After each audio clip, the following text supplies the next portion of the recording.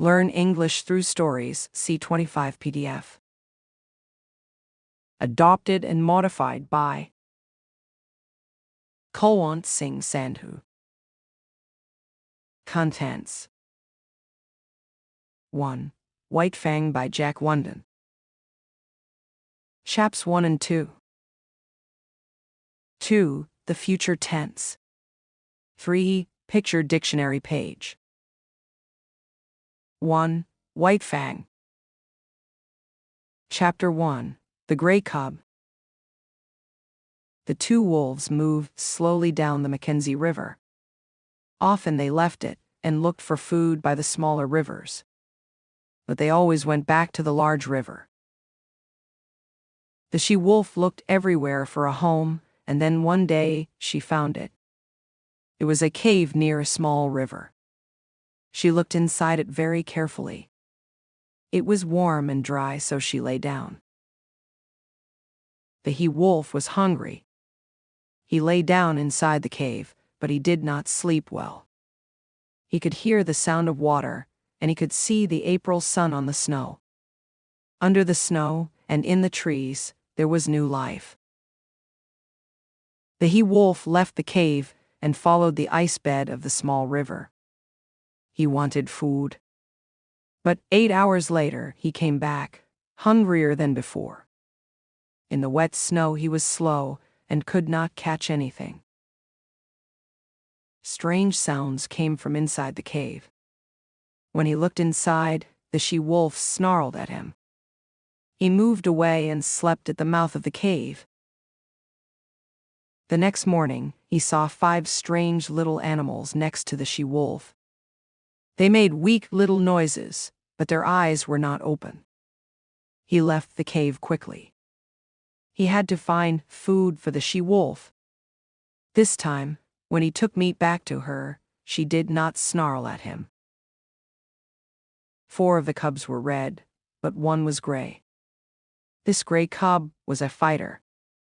He fought his brothers and sisters more than they fought him. He always wanted to leave the cave, and his mother had to stop him. Then, after a time, there was no food.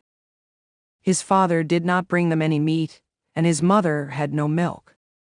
The cubs cried, but then they slept. When the gray cub woke up, he found he only had 1 sister. The other cubs were dead. His sisters slept all the time. Then the fire of life in her died too. Later, the cub's father died. The she-wolf knew this because she found his body in the woods. Near his dead body lived a large wildcat. The she-wolf found the wildcat's cave, but she did not go inside it. The wildcat was in there with her babies, and she was dangerous. One day, the cub left the cave and began to walk. He hurt his feet, and he ran into things. He often fell, but he learned quickly. In the woods, he found a very young, thin, yellow animal. He turned it over with his foot, and it made a strange noise. Suddenly, its mother jumped on him and bit his neck. Then she took her baby into the trees.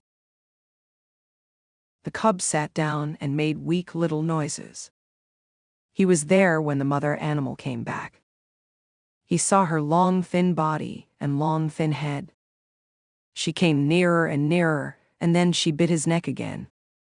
He snarled and tried to fight, but the mother animal fought hard. She wanted to kill him. Suddenly, the she-wolf ran through the trees and caught the mother animal between her teeth. Her mouth closed on the long yellow body. Then she and the cub ate the animal. After that, the cub went out every day and killed for food. Then one day, the she-wolf brought home a baby wildcat. The cub ate it and fell asleep in the cave next to his mother. He woke when she snarled loudly. The mother wildcat was at the mouth of the cave. She snarled angrily, and the hair on the cub's back stood up. Because the mouth of the cave was small, the wildcat had to come in on her stomach. She and the she-wolf fought hard. The cub fought too and bit the wildcat's leg. She hit him hard, but he did not stop fighting. The mother wildcat was at the mouth of the cave. In the end, he and his mother killed the wildcat. But after that, she did not move. For a week, she only left the cave for water. But at the end of the week, she could look for meat again. For some time, the cub could not walk very well, but then he began to look for meat with his mother. He was not afraid of small animals now. He could fight with his mother and kill a large animal. He liked killing other animals. He also liked eating, running, fighting, and sleeping. He liked the life in his body. He was happy in his world. Chapter 2. White Fang. The cub ran to the small river. He was heavy with sleep, and he wanted to drink. He did not look around him carefully. Suddenly, he saw them under the trees. 5 big animals sat in front of him. They did not snarl or show their teeth. They looked at him and did not move. They were dangerous, but the gray cub could not move. He felt very weak and small next to them. One of them got up and came to him. When he put his hand near the cub's hair stood up. He showed his little fangs. The man laughed and said, "Wabam wabiska ip pitta, look, the white fangs." Other men laughed loudly. The first man put his hand near the cub again. This time the cub bit it. The man hit him on the head. The cub fell and then cried. The men laughed again. Then the cub heard something. The Indians heard it too. The cub's mother ran to him and snarled loudly at the men. "Kitch," said one of the men. "Kitch." The cub's mother stopped snarling and lay down on the ground. Why? The cub did not understand. His mother fought everything. The man came to her. He put his hand on her head, but she did not bite him. The other men put their hands on her head, and she did not bite them. The men made noises with their mouths. "It is not strange," one man said. "Her father was a wolf, and her mother was a dog. She ran away last year, Gray Beaver, do you remember?" said a second man. "Yes, she ran to the wolves because we could find no meat for the dogs." He put his hand on the cub. The cub snarled, and the hand quickly hit him. The cub closed his mouth. Then the man stroked the cub's back and behind his ears. "His father is a wolf," said the man. "His fangs are white, so his name will be White Fang. He is my dog because Kitch was my dead brother's dog." The men made more mouth noises. Then Gray Beaver cut some wood from a tree. He tied Kitch to it with some leather. Then he tied the stick to a small tree. After a time, about 40 men, women, and children, and many dogs came through the trees. The people and dogs carried heavy bags. A small boy took Kitch's stick and walked away with her. White Fang followed her. "Look, the White Fangs."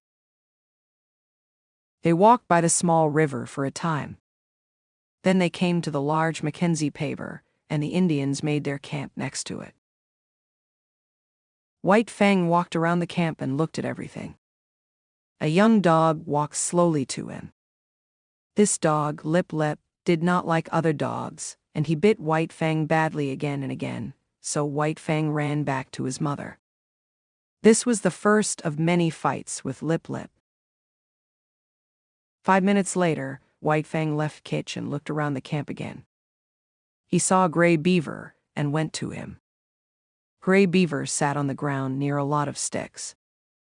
Women and children brought Gray Beaver more sticks. Then a strange thing came up from the sticks on the ground. It was the color of the sun. White Fang went near it, and suddenly his nose hurt. He jumped away fast and cried. Gray Beaver and the others laughed loudly. White Fang ran back to his mother and lay down next to her. His nose hurt, and he wanted to go back to the woods. He watched the men in the camp. They were large and strong, and they made fire. They were gods to him. One of the Indians, 3 Eagles, planned a trip up the Mackenzie River. Before he left, Gray Beaver gave him Kitch. So one morning, 3 Eagles took Kitch onto his boat. The boat started to move up the river. White Fang jumped into the water and swam after it. He did not listen to the angry shouts of Gray Beaver. He wanted his mother. Gray Beaver followed him in his boat. He caught White Fang's neck and pulled him angrily out of the water. He hit him hard, again and again. White Fang snarled at him angrily. Gray Beaver hit him faster and harder. Then White Fang felt very afraid. He stopped snarling. He caught White Fang's neck and pulled him angrily out of the water. Gray Beaver stopped hitting him. He threw him into the bottom of the boat and kicked him hard. White Fang suddenly is angry again and bit Gray Beaver's foot. This time Gray Beaver was really angry. He hit White Fang very hard for a long time. Again he threw him to the bottom of boat and again he kicked him angrily. This time White Fang did not bite him. Later, in the night, White Fang remembered his mother and felt sad. He cried loudly, and Gray Beaver hit him again. After that, he only cried quietly when the gods were near. But sometimes in the woods he cried loudly again. He stayed in the camp and waited for his mother. He was not too sad. Life in the camp was interesting because the gods did many strange things. But the young dog Lip Lip hated him and often started fights with him. The other young dogs followed Lip Lip and started fights with White Fang too. These fights taught him some important lessons. He learned to stay on his feet in a fight. He also learned to hurt a dog very badly in a very short time. He learned to push the dog off his feet and to bite his neck. He learned these lessons because he wanted to live. He had to be faster, more intelligent, and more dangerous than the other dogs. One day, he killed a dog in a fight. The Indians saw him and were angry with him. After that, they did not want him near them. They shouted at him angrily when they saw him. This life turned White Fang into a very angry, dangerous animal. He learned only about hate. Nobody gave him any love, so he did not learn about that. 2. The future tense. Use the future tense for things that have not happened yet, but are going to happen. Use the verbs shall and will as helping verbs or auxiliary verbs to form the future tense. 1. We shall play a game of chess after lunch. 2. You will be sick if you eat too much. 3. I hope it won't rain tomorrow. 4. Sharon is ill. She will not be at the party. 5. You will enjoy visiting New Zealand. 6. Dad will be back for dinner. 7. He will make lots of friends at his new school. 8. I will do my homework after dinner. 9. I will miss you when you leave. 10. We will take the dog for a walk later. 11. We will visit Grandma this weekend. 12. He will be home later. 13. She will help us cook the food for the party. 14. It will soon be dark outside. 15. I think it will be sunny tomorrow. 16. I expect they will give you a present. 17. Mom will be very pleased with you.